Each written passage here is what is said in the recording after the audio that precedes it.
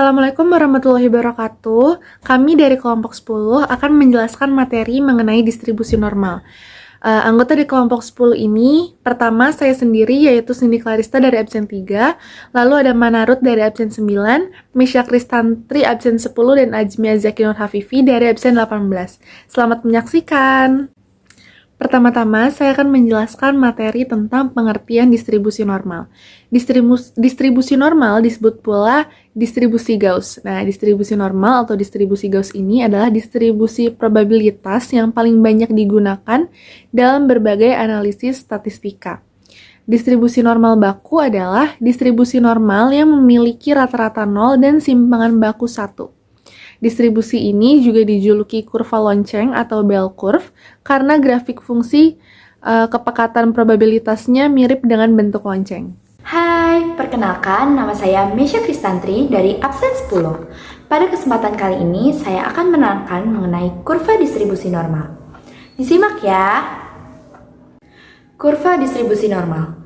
Grafik distribusi normal tergantung pada dua faktor mean dan deviasi standar. Mean dari distribusi menentukan lokasi pusat grafik, dan deviasi standar menentukan tinggi dan lebar grafik. Ketika standar deviasi besar, kurva pendek dan lebar. Ketika standar deviasi kecil, kurva kecil dan sempit. Distribusi normalitas dapat dirumuskan sebagai berikut. Keterangan pi sama dengan nilai konstan yang ditulis hingga 4 desimal, pi sama dengan 3,1416. E sama dengan bilangan konstan bila ditulis hingga 4 desimal, E sama dengan 2,7183. Mu sama dengan parameter merupakan rata-rata untuk distribusi. Simpangan sama dengan parameter merupakan simpangan baku untuk distribusi. Selanjutnya, ciri-ciri distribusi normal. Yang pertama, nilai peluang acak dalam distribusi normal dinyatakan dalam luas di bawah kurva. Selanjutnya, kurva maupun persamaan normal melibatkan nilai X, mu, dan sigma. Selanjutnya, keseluruhan kurva akan bernilai 1. Ini menggambarkan sifat peluang yang tidak pernah negatif dan maksimal bernilai 1. Perkenalkan, nama saya Manarut Kael dari kelas 12 MIPA 6, absen 9. Saya akan melanjutkan pembahasan selanjutnya mengenai sifat-sifat distribusi normal. Sifat-sifat penting distribusi normal adalah sebagai berikut. Yang pertama, grafik selalu di atas sumbu X atau horizontal. Yang kedua, bentuk simetris terhadap sumbu Y pada X sama dengan mu. Yang ketiga, mempunyai modus pada X sama dengan U sebesar 0,3989 per A.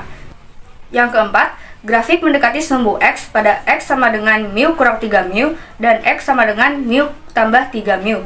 Kurva normal digunakan sebagai acuan pengujian hipotesis jika ukuran sampel N lebih besar dari atau sama dengan 30. Dan yang kelima, luas daerah yang dibatasi oleh sumbu X dan kurva normal sama dengan satu satuan luas.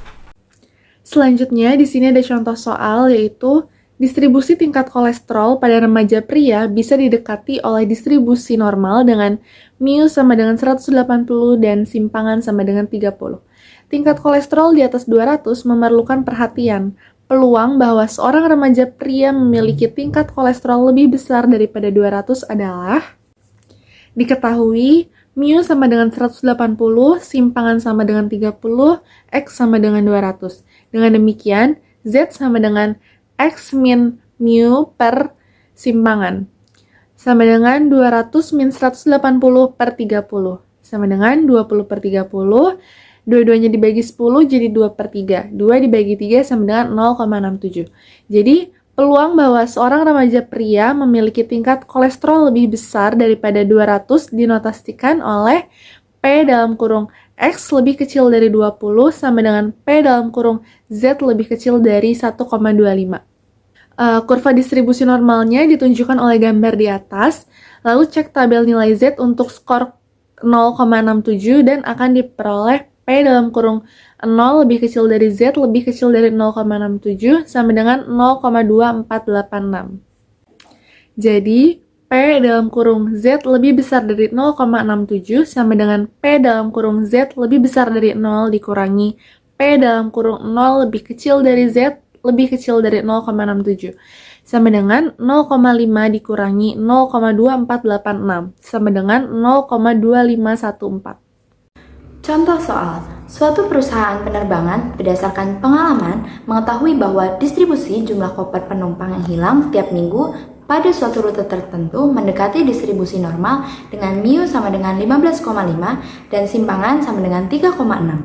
Peluang pada minggu tertentu terdapat kejadian kehilangan kurang dari 20 koper adalah... Yuk kita lihat pembahasan di slide berikutnya. Pembahasan.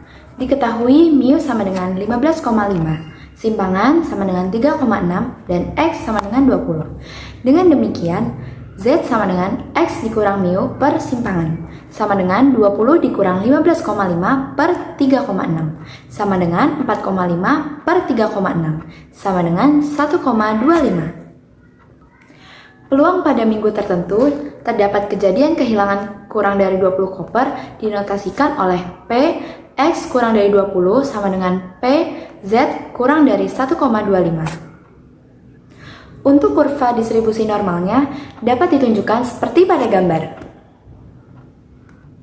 Kemudian, cek tabel nilai Z untuk skor 1,25 seperti berikut dan akan diperoleh P 0 kurang dari Z kurang dari 1,25 sama dengan 0,3944. Untuk mencari luas daerah yang diarsir, kita tuliskan P Z kurang dari 1,25 sama dengan P Z kurang dari 0 ditambah P 0 kurang dari Z sama dengan 0,5 ditambah 0,3944 sama dengan 0,8944. Jadi, peluang kejadian tersebut terjadi adalah 0,8944. Selanjutnya ada contoh soal. Anggap bahwa tinggi mahasiswi memiliki distribusi normal dengan tinggi rata-rata 165 cm dan simpangan bakunya 4 cm. Jika kita memilih seorang mahasiswi secara acak, maka peluang tinggi mereka akan berada di antara 161 hingga 167 adalah...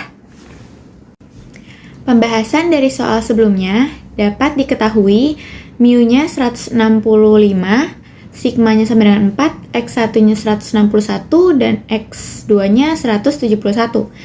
Dengan demikian, dapat dihitung Z1 dan Z2 menggunakan yang pertama Z1 menggunakan rumus Z1 sama dengan X1 dikurang mu per sigma. Dimasukkan nilainya, 161 dikurang 165 per 4 menghasilkan min 1.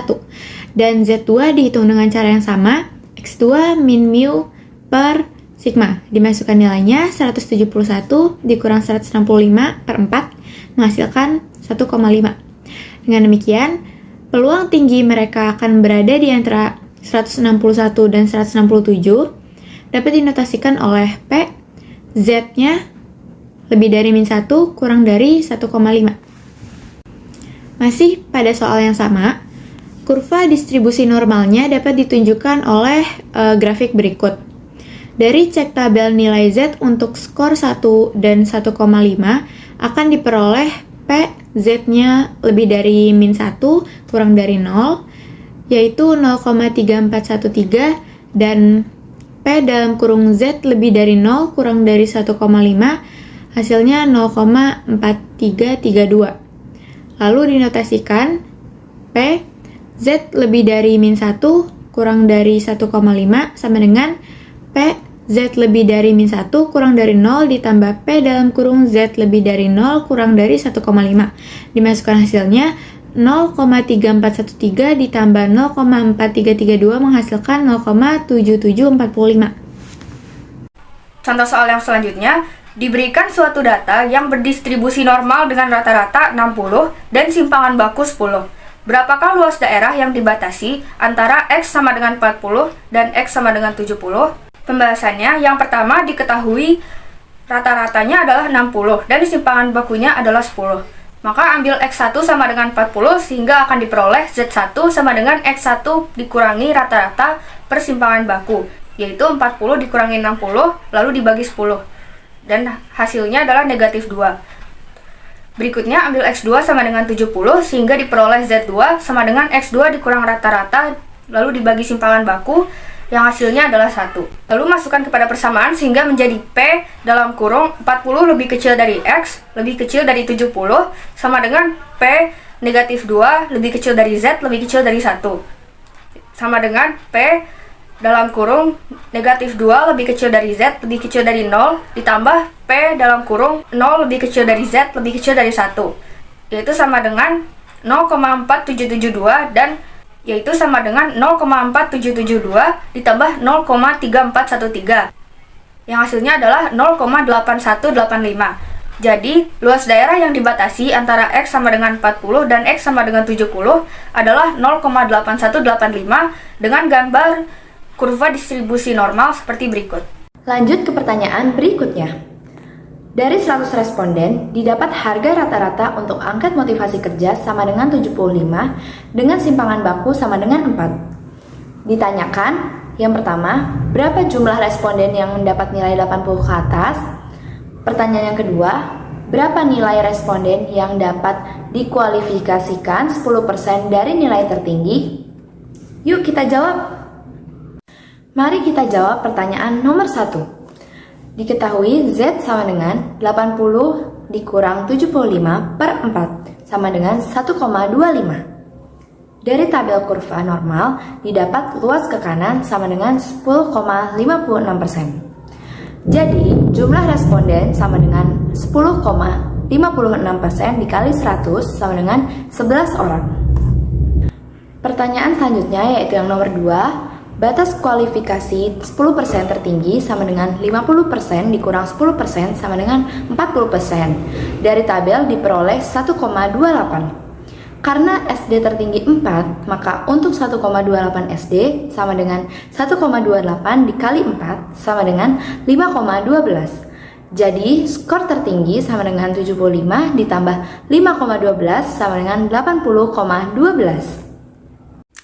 Contoh soal berikutnya yaitu sebuah alat elektronik diberikan jaminan tak akan rusak rata-rata selama 800 hari dengan standar deviasi 40 hari.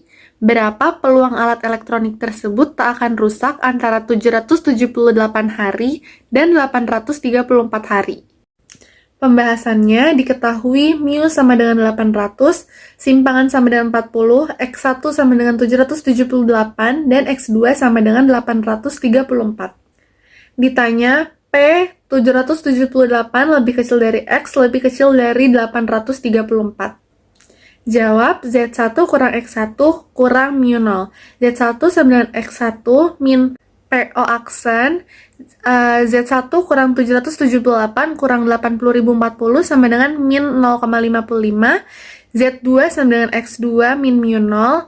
22 kurang 834 kurang 80.040 sama dengan 0,85. Selanjutnya ada contoh soal. Seorang pemasok minyak tanah yang menguasai suatu daerah dari bulan Januari sampai Maret suatu tahun dapat memasarkan minyak tanah rata-rata 8.000 liter per hari dengan simpangan bakunya 1.000 per hari. Jika suatu hari pemasok dapat menawarkan 9.250 liter per hari, berapa peluang bahwa peminatan minyak tanah pada suatu hari melampaui jumlah yang dapat ditawarkan tersebut? Untuk menjawab soal tersebut, diketahui mu-nya sama dengan 8.000 dan sigma 1.000. Dan permintaan minyak tanah melampaui 9.250, maka kita ambil X-nya 9.250. Sehingga diperoleh Z sama dengan X dikurang mu per sigma, dimasukkan nilainya, jadi 9.250 dikurang 8.000 per 1.000, hasilnya 1,25. Dapat dinotasikan menjadi P dalam kurung X lebih dari 9.050,